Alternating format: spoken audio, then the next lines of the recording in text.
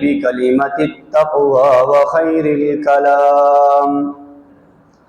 وهذب نفوسنا بقواعد الدين وأبنية الإسلام، تعالى عن الند والمثال، وتقدس عن التغير والانتقال، والصلاة والسلام على من بعثه لتأسيس محاسن الأقوال والأفعال، ولتبليغ أمره ونهيه ما يتعلق به الحرام والحلال، وعلى آله وأصحابه الذين هم مصادر الرشد والعرفان، وضاعف الله أجور أعمالهم عند ضوء الميزان. أما بعد، فقد قال الله تعالى في القرآن المجيد والفرقان الحميد: أعوذ بالله من الشيطان الرجيم، بسم الله الرحمن الرحيم. محمد رسول الله والذين معه أشداء على الكفار رحماء بينهم، تراهم ركعا سجدا يبتغون فضلا من الله ورضوانا، سيماهم في وجوههم من أثر السجود، ذلك مثلهم في التوراة ومثلهم في الإنجيل. وقال رسول الله صلى الله عليه وسلم: أصحابي كالنجوم،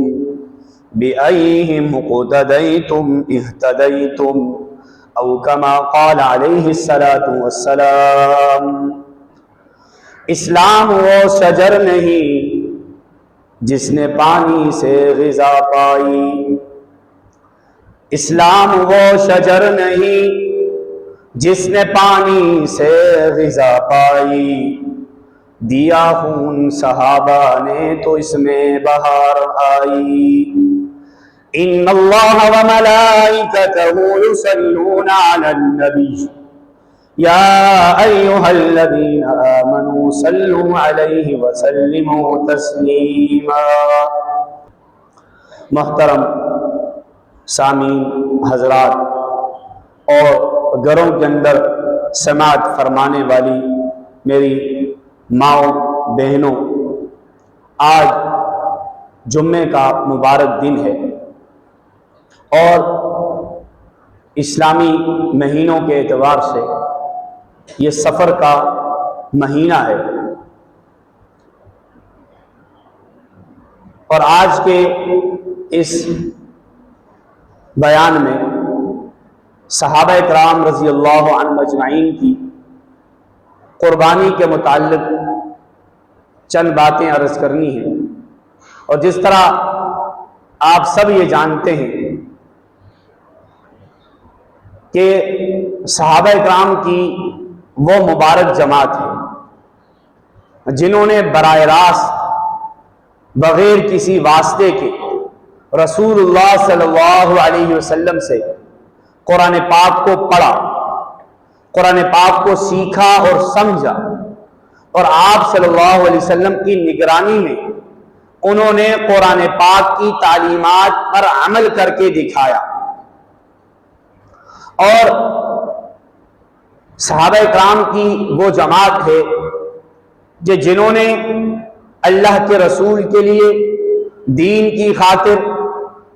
بڑی سے بڑی قربانیاں دی،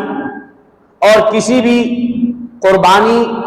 دینے سے صحابہ کرام پیچھے نہیں ہٹے، بلکہ جب بھی موقع آیا تو صحابہ کرام رضی اللہ عنہم اجمعین نے اپنی جانوں کو بھی پیش کیا اور اپنا مال بھی اللہ کے دین کی خاطر لگا دیا،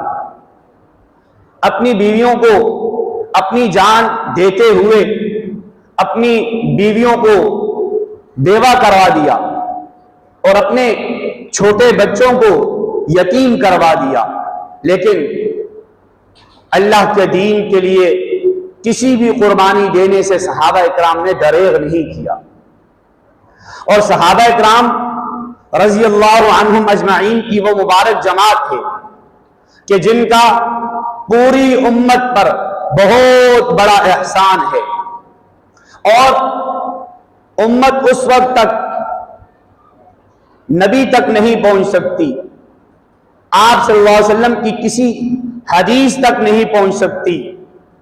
جب تک کہ درمیان میں صحابہ اکرام رضی اللہ عنہم اجمعین کا واسطہ نہ ہو۔ اس لیے صحابہ اکرام رضی اللہ عنہم اجمعین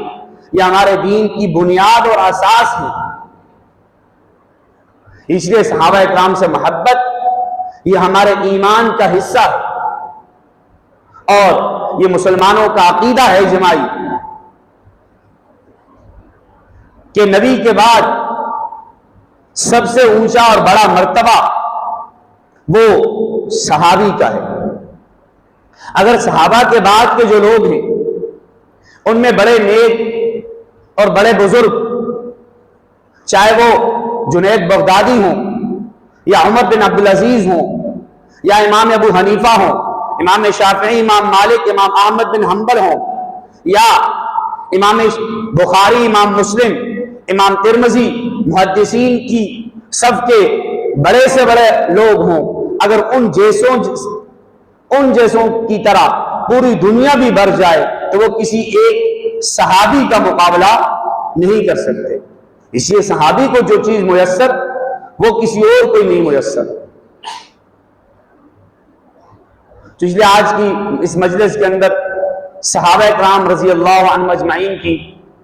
جو قربانیاں ہیں ان قربانیوں میں سے ایک واقعہ آپ کے سامنے بیان کرنا ہے، اور چونکہ یہ سفر کا مہینہ ہے اور جو واقعہ آج ہم بیان کرنے جا رہے ہیں وہ واقعہ بھی سن 4 ہجری سفر ہی کے مہینے کے اندر پیش آیا، اور اس واقعے کو مورخین میں اور آپ صلی اللہ علیہ وسلم کی سیرت لکھنے والوں نے واقعہ رجی کے نام سے لکھا ہے۔ اس کی وجہ یہ کہ یہ رجی نامی جگہ پر یہ واقعہ رونما ہوا، اور سن 4 ہجری ہے۔ آپ صلی اللہ علیہ وسلم مدینہ منورہ کے اندر موجود ہیں۔ قبیلہ عزل اور قبیلہ قارہ ان کے چند لوگ آپ صلی اللہ علیہ وسلم کی خدمت میں آئے اور آ کے عرض کیا، اللہ کے رسول، ہم نے اسلام قبول کر دیا ہے، ہماری قوم مسلمان ہو گئی ہے، آپ چند صحابہ اکرام کو ہمارے ساتھ بھیجیے تاکہ وہ جا کر ہماری قوم کو قرآن پاک سکھائیں اور اسلام کے احکامات ان کو بتائیں۔ چنانچہ آپ صلی اللہ علیہ وسلم نے 10 صحابہ اکرام رضی اللہ عنہم کو ان کے ساتھ روانہ کیا، جن کے اندر عاصم بن ثابت رضی اللہ تعالی عنہ بھی تھے، زید بن دسنہ تھے، عبداللہ بن طارق تھے، مرثد بن ابی مرثد تھے، اسی طرح حضرت خبیب بن عدی رضی اللہ تعالی عنہ، یہ چند صحابہ اکرام کے نام بتا دیے۔ تو 10 صحابہ اکرام کی جماعت کو آپ صلی اللہ علیہ وسلم نے روانہ کیا اور ان پر حضرت عاصم بن ثابت رضی اللہ تعالی عنہ کو امیر بنایا۔ اور بعض روایت میں بھی آتا ہے کہ یہ مکہ والوں کی خبر لینے کے لیے گئے۔ تو اس لیے علامہ زرقانی رحمہ اللہ نے اس کے اندر یوں توجیہ فرمائی ہے کہ ہو سکتا ہے دونوں باتیں ہوئی ہوں، پہلے آپ صلی اللہ علیہ وسلم کا ارادہ ہو مکہ والوں کی خبر لینے کے لیے بھیجنے کا، اور بعد میں یہ قبیلے والے بھی آگے تو اس لیے ان کے ساتھ بھی بھیج دیا کہ چلو دونوں کام ہو جائیں گے۔ چنانچہ یہ 10 صحابہ اکرام کی جماعت مدینہ منورہ سے نکلی، اور اب یہ قبیلہ عزل اور قبیلہ قارہ کے کچھ لوگ ساتھ تھے، اور یہ جا کر جب جاتے جاتے ان کا قافلہ پہنچا رجی کے مقام پر، اور یہ رجی جو ہے عصفان اور مکہ کے درمیان ایک جگہ ہے۔ وہاں جب پہنچے تو وہاں جا کر انہوں نے صحابہ کرام کے ساتھ غداری کی، اور بنو لحیان ایک قبیلہ تھا، ان کو اشارہ کیا کہ آؤ ان کے لیے۔ تو بنو لحیان کے 200 آدمی، جن کے اندر 100 جو ہے وہ تیر انداز تھے، وہ ان صحابہ کرام کے پیچھے آئے اور ان کا تعاقب کیا، اور جب صحابہ کرام کے قریب پہنچے تو صحابہ کرام ایک چھوٹا ٹیلا تھا اس کے اوپر چڑھ گئے۔ جب اس کے اوپر چڑھے تو اب بنو لحیان والوں نے کہا کہ تم لوگ نیچے اتر جاؤ، ہم تمہیں پناہ دیتے ہیں، تمہیں کچھ نہیں کہا جائے گا، تم ہماری حفاظت میں ہوگے۔ تو اس پر حضرت عاصم رضی اللہ تعالی نے کہا میں تو کسی کافر کی پناہ میں نہیں آنا چاہتا، انہوں نے پہلے ہی ہمارے ساتھ غداری کی، اس لیے اب یہ جو بات کر رہے ہیں، اللہ کے نبی کے سامنے جو بات کی، وہاں انہوں نے غلط بیانی کی، جھوٹ بولا، دھوکہ دے کے ہمیں لایا، تو اب ان کی بات کا کیسے اعتبار ہوگا؟ اس لیے انہوں نے کہا میں تو کسی کافر کی پناہ میں نہیں آنا چاہتا، اس لیے کہا ہم تمہارا مقابلہ کریں۔ اب مقابلہ شروع کیا، لیکن کہاں ایک طرف 10 آدمی اور ایک طرف 200 آدمی۔ چنانچہ اس مقابلے کے اندر مقابلہ کرنے سے پہلے حضرت عاصم رضی اللہ تعالی نے 2 دعائیں کی۔ ایک دعا تو یہ کی اللہم اخبر عنا رسولک، اے اللہ ہماری خبر اپنے رسول کو دیجیے۔ اور روایت میں آتا ہے کہ اللہ تعالیٰ نے وحی کے ذریعے سے آپ صلی اللہ علیہ وسلم کو سارے واقعے کی اطلاع کر دی، اور آپ صلی اللہ علیہ وسلم نے اس وقت جو مدینہ منورہ کے اندر صحابہ کرام تھے ان کو بھی سارے واقعے بتا دیا۔ اور یہاں پر ایک عقیدہ سمجھیں، اس سے معلوم ہوا صحابہ کرام کا عقیدہ آپ صلی اللہ علیہ وسلم کے متعلق کیا تھا کہ آپ صلی اللہ علیہ وسلم غیب کا علم نہیں جانتے۔ اگر یہ عقیدہ ہوتا کہ غیب کا علم جانتے ہیں تو پھر اللہ تعالیٰ سے دعا نہ کرتے، پتا تھا کہ پہلے سے اللہ کے نبی جانتے ہیں تو اس لیے ہمیں دعا کرنے کی اور اللہ تعالیٰ سے التجا کرنے کی کیا ضرورت، لیکن جانتے تھے کہ جب تک اللہ تعالیٰ نہ بتائے نبی خود غیب کا علم نہیں جانتا۔ اور دوسری دعا یہ کی کہ اللہ آج میں تیرے دین کی حفاظت کر رہا ہوں تو آپ بھی میرے جسم، میرے گوشت کی یعنی میری لاش کی آپ حفاظت کیجیے۔ اس کے بعد جب وہ لڑے تو 7 صحابہ اکرام وہاں شہید ہو گئے، حضرت عاصم رضی اللہ تعالیٰ عنہ بھی شہید ہو گئے، اور پھر ان کے ساتھ اب 3 صحابہ اکرام وہاں پر باقی بچے، جن کے اندر ایک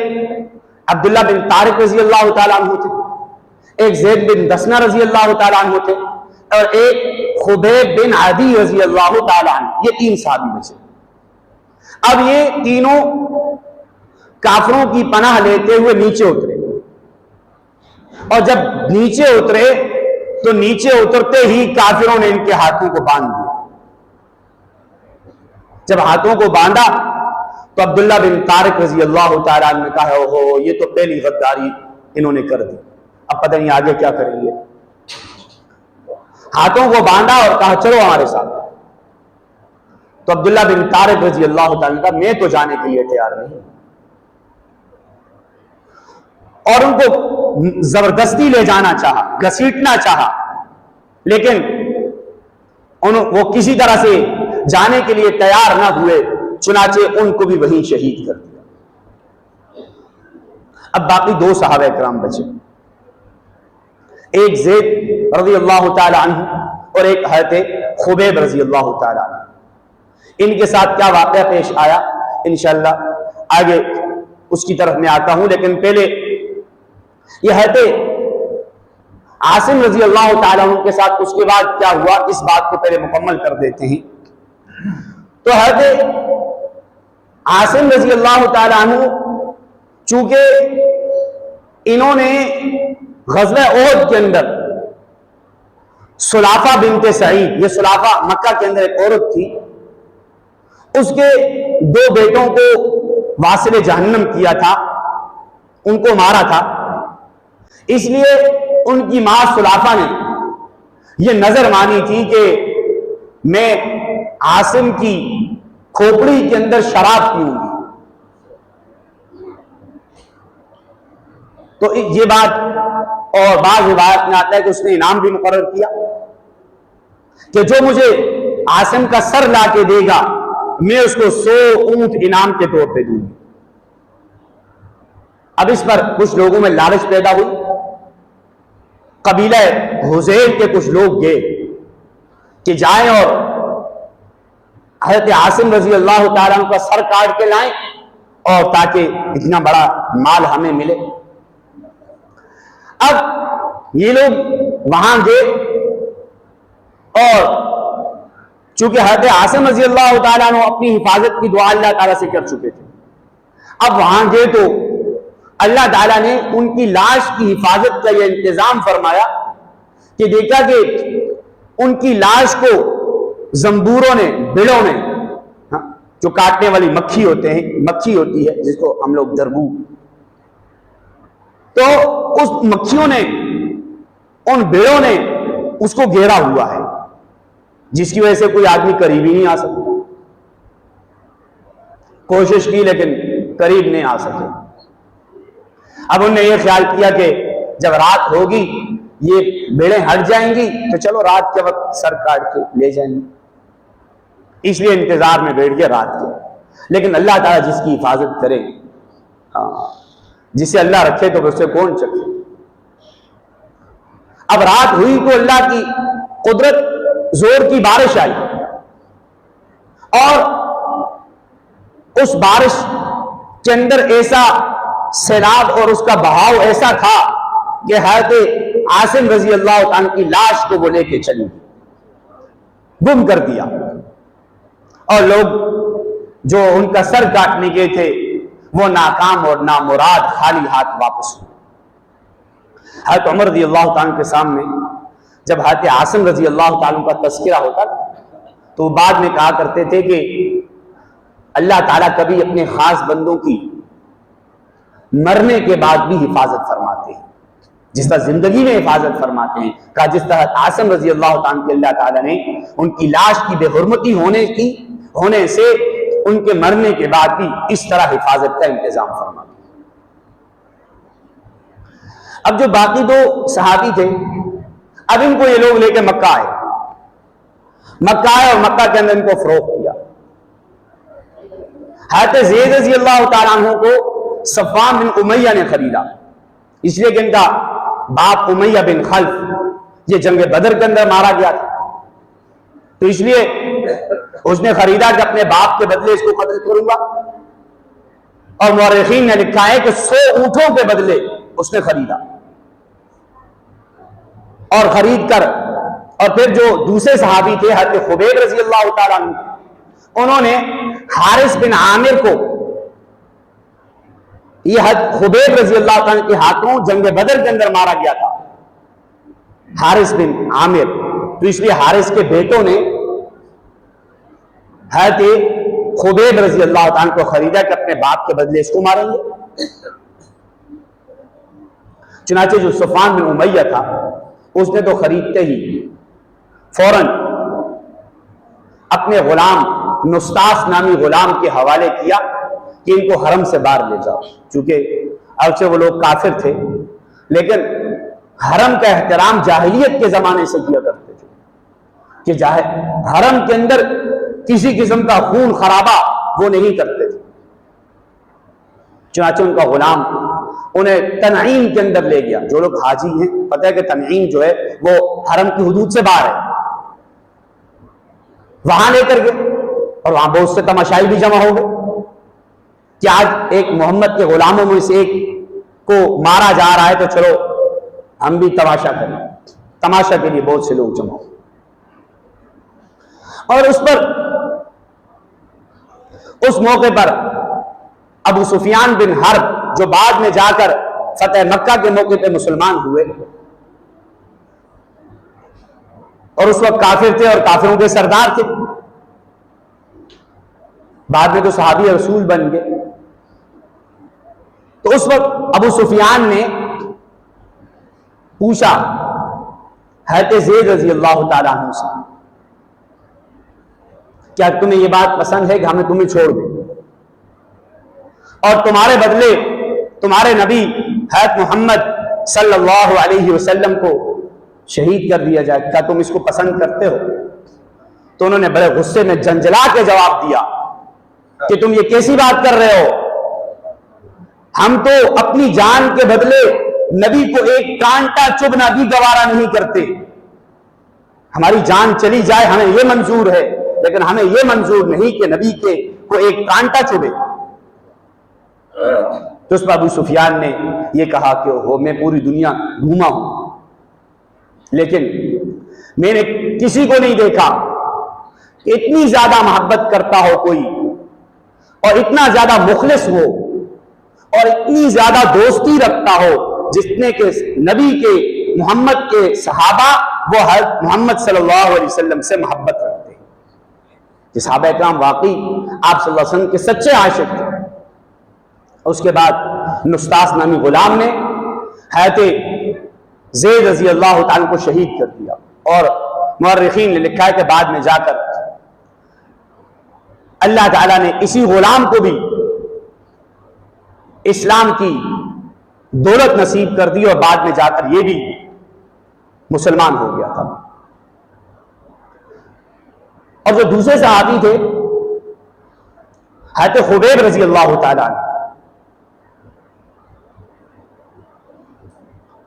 ان کو کچھ عرصہ حارث کے بیٹوں نے اپنی قید کے اندر رکھا، اور پھر اس کے بعد چند مہینوں بعد ان کو بھی جب قتل کا ارادہ کیا تو اب انہوں نے گھر والوں سے استرا مانگا، اور حارث کی بیٹی یا بعض مورخین نے ان کی باندھی لکھا ہے جن کا نام زینب تھا، ان سے استرا مانگا کہ اب رب تعالیٰ سے ملاقات کا وقت ہے تو اس لیے صفائی کر لوں۔ اب اس لڑکی کے دل میں رحم آیا، اس نے استرا دے دیا، استرا دے کر اپنے کام میں لگ گئی، اور اتنے میں یہ ہوا کہ اس کا بیٹا چھوٹا دیکھا کہ وہ آ کر حضرت خبیب رضی اللہ عنہ کی گود میں بیٹھا ہے، گھبرا گئی، اوہو استرا ہاتھ میں ہے اور میرا بیٹا ان کی گود میں ہے، تو معاملہ کہیں یہ بچے کو نقصان نہ پہنچا دے۔ حضرت خبیب رضی اللہ عنہ نے دیکھا تو سمجھ گئے کہ یہ لڑکی گھبرائی، کیوں گھبرائی؟ ہاں مطمئن رہو، ہم لوگ غدار نہیں ہیں کہ ہم اس بچے کو مار دیں، ہم ایسے ظالم نہیں ہیں، تم نے میرے ساتھ نیکی کی، مجھے استرا دیا، اور اس کا بدلہ میں یہ کروں کہ تمہارے بچے کو نقصان پہنچا دو۔ اب اگر کرتے تو کہتے ویسے ہی میں نے مرنا ہے تو چلو جاتے جاتے ان کے بچے کو تو مار دوں، لیکن کہا نہیں، ہم لوگوں نے یہ سبق نہیں سیکھا۔ چنانچہ اور یہی حضرت زینب جو بعد کے اندر مسلمان ہوگی رضی اللہ تعالی عنہا، یہ بہرحال کئی بار اس واقعے کو بیان کرتی اور کہتی کہ میں نے تو خبیب جیسا قیدی کبھی نہیں دیکھا، کہ بڑا اچھا آدمی تھا، کہ جب وہ ہماری قید کے اندر تھا تو میں نے دیکھا ایک بار کہ انگور کا خوشہ لیے ہوئے کھا رہا ہے انگور، اور پاؤں کے اندر بھیڑیاں ہیں، کہیں آ جا نہیں سکتا، اور وقت ایسا ہے کہ مکہ مکرمہ کے اندر اس وقت انگور کا سیزن ہی نہیں، کہیں انگور مل ہی نہیں رہا، لیکن اس کے باوجود وہ انگور کھا رہے ہیں، تو سمجھ گئی کہ یہ وہ رزق ہے جو اللہ تعالیٰ نے ان کو عطا فرمایا۔ جس طرح کہ حضرت مریم علیہ السلام کو اللہ تعالیٰ نے بند کمرے کے اندر رزق عطا فرمایا، کہ وہ حضرت زکریا علیہ السلام اور حضرت مریم کی جہاں پر ان کا معجزہ تھا کہ یہاں جس صحابی کی کرامت تھی کہ اللہ تعالیٰ نے بیڑیوں کے اندر بند ہیں اور بے موسم پھل ان کو عطا فرما رہے ہیں. اور پھر اس کے بعد جب ان کو تنعیم کے اندر لے جایا گیا، ان کو شہید کرنے کے لیے، تو وہاں بھی لوگ جمع ہو گئے تماشے کے لیے. اور اس موقع پر جو سوال ابو سفیان نے حضرت زید بن دسنہ رضی اللہ تعالیٰ عنہ سے کیا تھا، وہی سوال ان سے بھی کیا، اور انہوں نے بھی یہی جواب دیا کہ کیسی بات تم کرتے ہو، نبی کے بدلے ہم اپنے بدلے نبی کو کیا شہید ہونا برداشت کریں؟ شہید ہونا تو درکنار، ہم ایک کانٹا بھی اپنی جان کے بدلے نبی کو چبھنا گوارا نہیں کرتے. اور پھر انہوں نے اجازت مانگی کہ مجھے اتنا وقت دیا جائے کہ 2 رکعت نماز پڑھوں. 2 رکعت نماز پڑھی اور پھر کافروں کی طرف متوجہ ہوئے اور کہا کہ اگر مجھے ڈر نہ ہوتا کہ تم کہو گے موت کے ڈر سے لمبی نماز پڑھ رہا ہے تو میں اطمینان سے نماز پڑھتا. میں نے اپنی زندگی کی سب سے مختصر نماز پڑھی ہے، اس لیے کہ یہ نہ کہو کہ یہ موت کے ڈر سے نمازیں پڑھ رہا ہے، لمبی کر رہا ہے. اور پھر انہوں نے بھی اس موقع پر آپ صلی اللہ علیہ وسلم سے عشق کی مثال دی، اور اس موقع پر اللہ تعالیٰ سے دعا کی کہ اللہ اپنے نبی کو میرا سلام کہہ دیجیے. اللہ اپنی بیوی بچوں کو نہیں یاد کیا، اپنے بہن بھائیوں کو نہیں یاد کیا، لیکن اللہ کے نبی کو آخری وقت تھے اور اللہ سے دعا کی اور اللہ نے دعا قبول فرمائی اور حضرت جبرائیل علیہ السلام کے ذریعے سے ان کا سلام اور ان کا پیغام اللہ کے نبی تک پہنچا دیا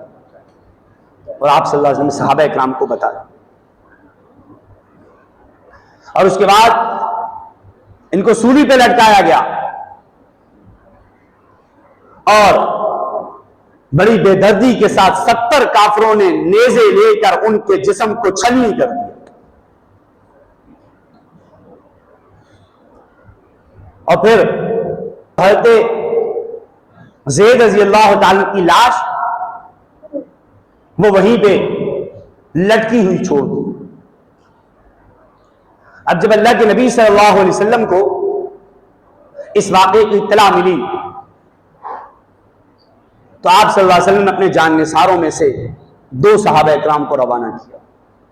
حضرت زبیر رضی اللہ تعالیٰ عنہ کو اور حضرت مقداد رضی اللہ تعالیٰ عنہ کو، جاؤ تمہارے ایک دوست کو اس طرح بے دردی کے ساتھ شہید کیا ہے، اس کی لاش اتار کے لے آؤ.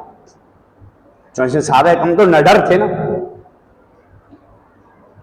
اب وہ دونوں صحابی روانہ ہوئے اور روانہ ہوئے تنعیم کے اندر پہنچے، دیکھا کہ ان کی میت یوں لٹکی ہوئی ہے اور 40 آدمی ان کا پیرا دینے کے لیے ارد گرد پڑے ہوئے ہیں. اور اللہ کا کرنا ایسا کہ اس وقت وہ سارے غافل تھے، ان کو غافل پا کر کہ لیٹے ہوئے ہیں.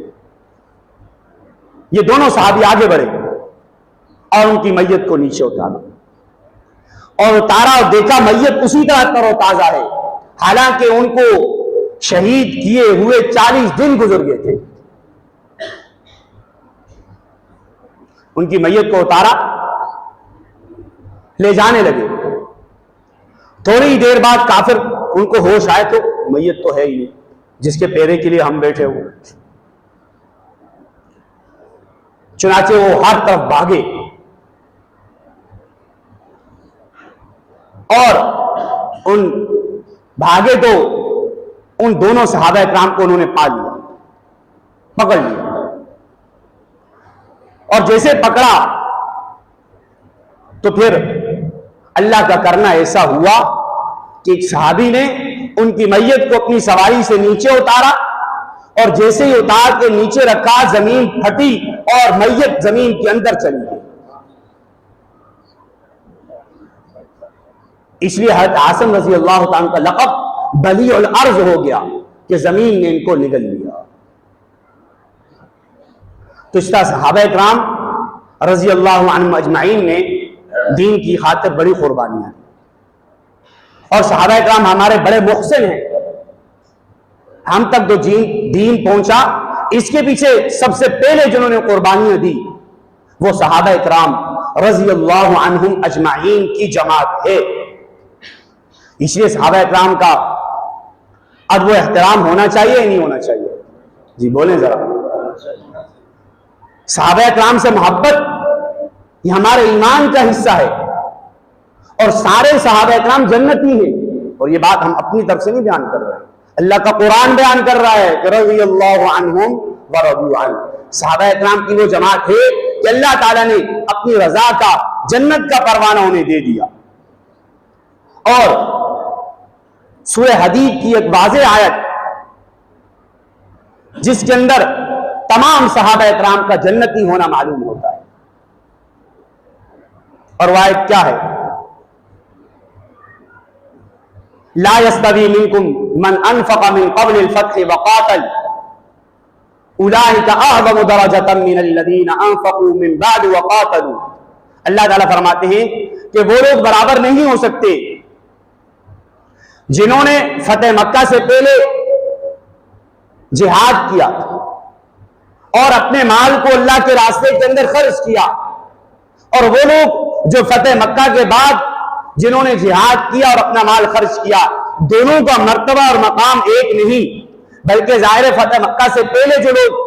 ایمان لائے، جہاد کیا، اپنا مال خرچ کیا، ان کا مرتبہ اور مقام فتح مکہ کے بعد ایمان لانے والوں سے بڑھ کر ہے. لیکن آگے فرمایا وَكُلًّا وَعَدَ اللَّهُ الْحُسْنَى، کہ سب سے، چاہے جو فتح مکہ سے پہلے ایمان لائے، یہ فتح مکہ کے بعد ایمان لائے، سب سے اللہ تعالیٰ نے جنت کا وعدہ کر رکھا ہے.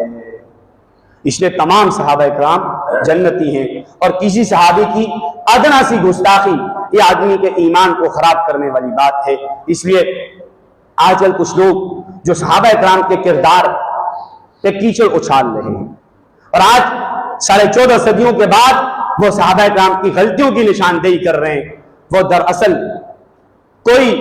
دین کو جاننے والے نہیں، بالکل دین سے ناواقف ہیں، اور تاریخ کی جھوٹی روایتوں کا سہارا لے کر وہ صحابہ کرام کے خلاف بکواسات کرتے ہیں. اس لیے ایسے لوگوں کے مکر و فریب کے اندر ہم نے نہیں آنا، اور سارے صحابہ کرام سے محبت اور عقیدت یہ رکھنا ہے، اور کسی صحابی کی ادنا سے ادنا گستاخی کو کسی صورت کے اندر برداشت نہیں کرنے دینا.